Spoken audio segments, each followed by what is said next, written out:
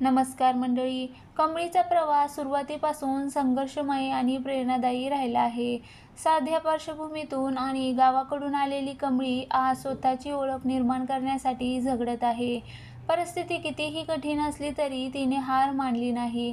तिचा आत्मविश्वास, धैर्य आणि प्रामाणिकपणा यामुळे प्रेक्षकांच्या मनात ती खास स्थान मिळवत आहे.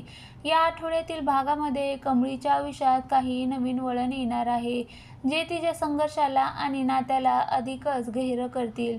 सरोज आणि ऋषी यांची अनपेक्षितपणे भेट होणार आहे आणि योगायोगाने ती नयनताराच्या घरी राहायला लागेल, स्वयंपाकघरात मदत करू लागेल आणि हळूहळू घरातील लोकांच्या मनात जागा बनवते.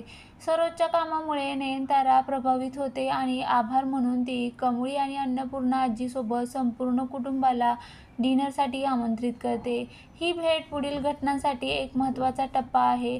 डिनरच्या वेळी कमळी, सरोज आणि राजन एकाच छताखाली येणार आहे.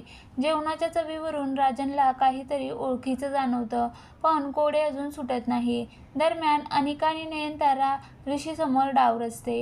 या सर्व घडामोडीमुळे घरात तणाव निर्माण होतो. प्राजक्ताच्या वाढदिवसाच्या निमित्ताने नवा गोंधळ निर्माण होतो. अनिकाला पार्टीला बोलवलं जात नाही, त्यामुळे तिच्या मनात राग आहे.